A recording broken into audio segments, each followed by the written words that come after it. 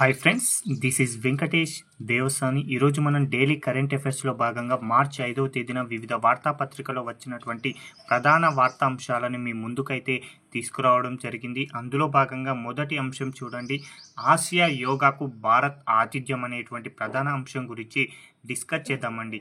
Asia yoga championship అనేది త్వరలో జరగబోతుంది. అది ఎప్పుడు అంటే 2025 మార్చి 29 నుంచి 31 వరకు జరగబోతుంది. అయితే ఎక్కడ జరగబోతుంది అంటే మాత్రం భారత్ అని గుర్తుంచుకోండి. భారత్లో ఎక్కడ అంటే మాత్రం ఢిల్లీలో ఉన్నటువంటి ఇందిరాగాంధీ స్టేడియంలో ఈ యొక్క ఆసియాకు సంబంధించిన యోగా ఛాంపియన్షిప్ అయితే నిర్వహించడం జరుగుతుంది. కాబట్టి గుర్తుంచుకోండి, ఎగ్జామ్ పాయింట్ ఆఫ్ వ్యూలో అడుగుతారు. 2025 ఆసియా యోగాకు ఆతిథ్యం ఇచ్చినటువంటి దేశం ఏది అని డైరెక్ట్ ప్రశ్న అడగవచ్చు. కాబట్టి భారత్ అని గుర్తుంచుకోండి. అది మార్చి 29 నుంచి 31 వరకు ఢిల్లీలో ఉన్నటువంటి ఇందిరాగాంధీ స్టేడియంలో ఈ యొక్క పోటీలు అయితే నిర్వహించడం జరిగింది. అయితే ఈ యొక్క పోటీలను నిర్వహించేటువంటి మంత్రిత్వ శాఖ ఏది అంటే కేంద్ర క్రీడా మంత్రిత్వ శాఖ అని గుర్తుంచుకుంటే సరిపోతుంది. అయితే ఈ యొక్క టోర్నీలో మొత్తంగా 16 దేశాలు అనేవి పాల్గొంటున్నాయండి. చాలా ఇంపార్టెంట్. ఎన్ని దేశాలు అంటే మాత్రం 16 దేశాలని గుర్తుంచుకోండి. మరొక అంశం అండి, దక్షిణాఫ్రికాలో బృహత్తర హిందూ మందిరం నిర్మాణం అనేది మరొక వార్తా అంశం అయితే రావడం జరిగిందండి.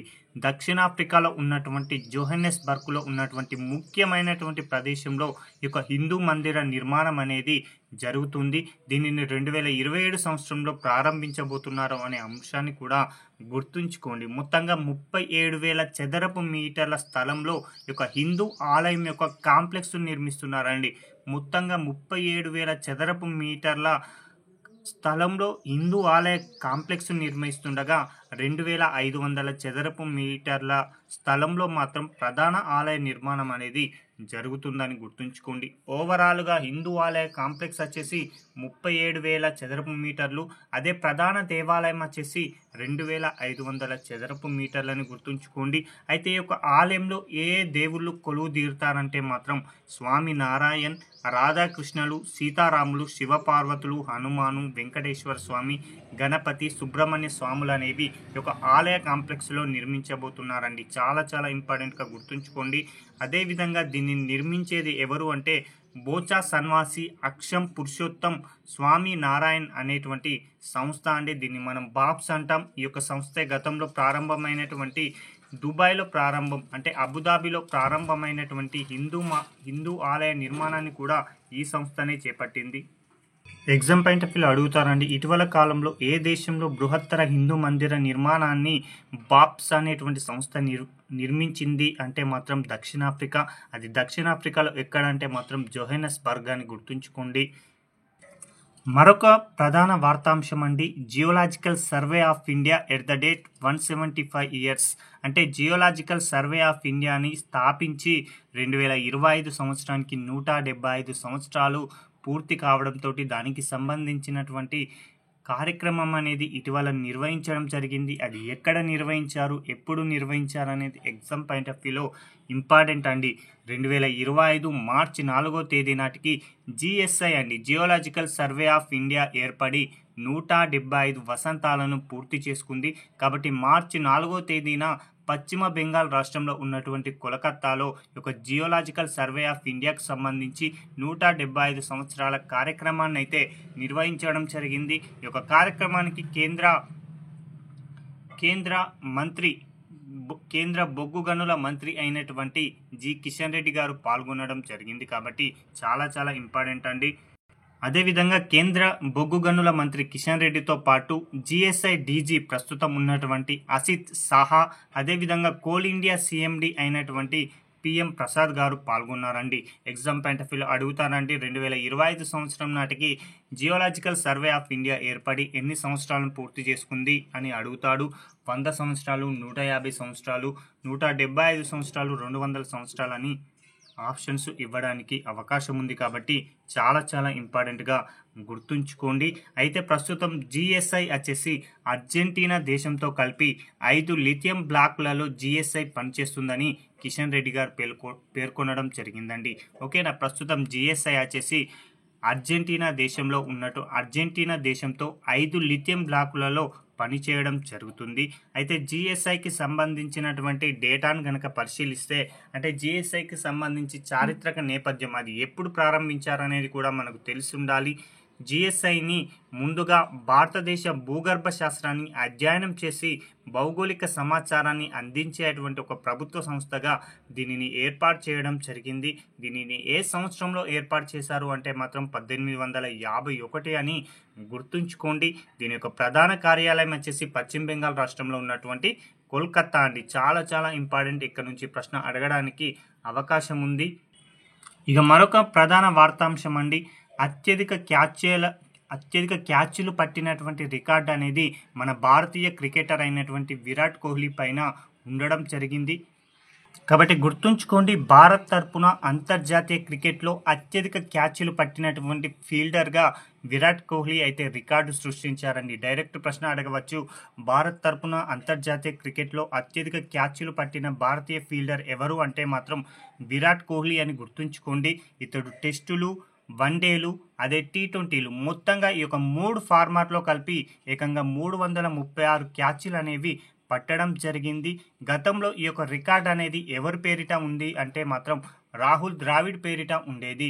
ఎన్ని క్యాచ్లు అతని పేరిట ఉండే అంటే 334 క్యాచ్లు రాహుల్ ద్రావిడ్ పేరిట ఉండగా తాజాగా ఈ యొక్క రికార్డ్ అనేది విరాట్ కోహ్లీ సరసన చేరిందండి. చాలా చాలా ఇంపార్టెంట్ అండి.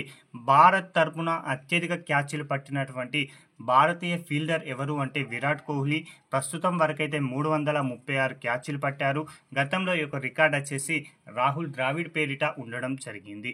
ఇప్పుడు మనం 3 ఫార్మాట్ల గురించి డిస్కస్ చేయడం జరిగింది.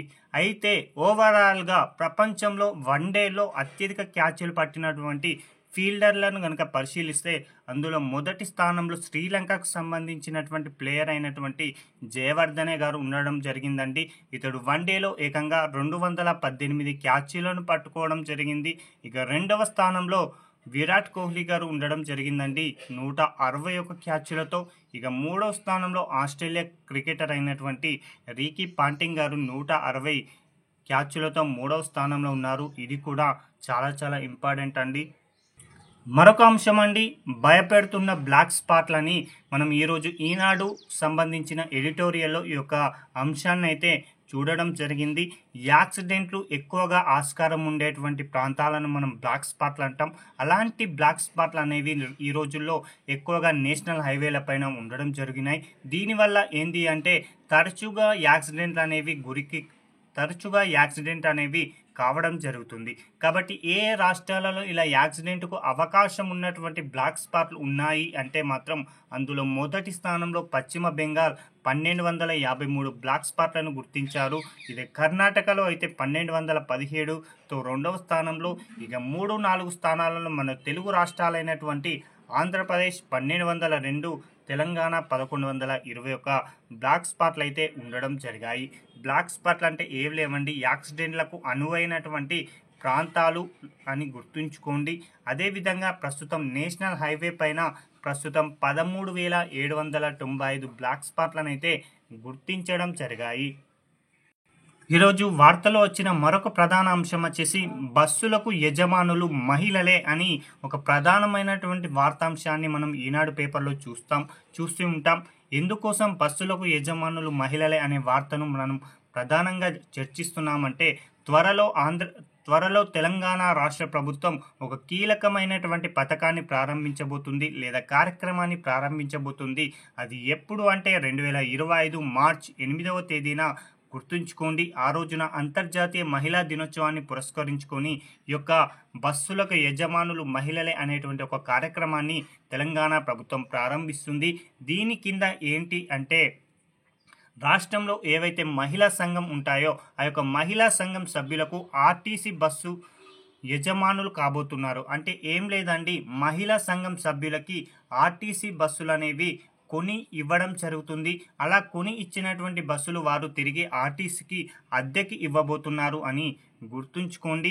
ప్రతి మండల సమ్మెకు 1 చొప్పున 600 బస్సులను కొనుగోలు చేసి ఆర్టీసీకి అద్దెకు ఇచ్చేందుకోసమై 2025 మార్చి 4వ తేదీన ప్రభుత్వం ఉత్తర్వులు జారీ చేసింది. ఇలా దేశంలోనే తొలిసారిగా తెలంగాణ ప్రభుత్వం ఈ యొక్క కార్యక్రమాన్ని తీసుకురావడం జరిగింది. మొత్తంగా 600 బస్సుల్లో 150 బస్సులను తొలి విడతగా, రెండో విడతగా మరో 450 బస్సులను కొనుగోలు చేయబోతుంది. అయితే దీనిని ప్రారంభంలో ఉమ్మడి కరీంనగర్, ఉమ్మడి ఖమ్మం, ఉమ్మడి మహబూబ్ నగర్, ఉమ్మడి వరంగల్ జిల్లాలలో ప్రారంభించబోతున్నారు.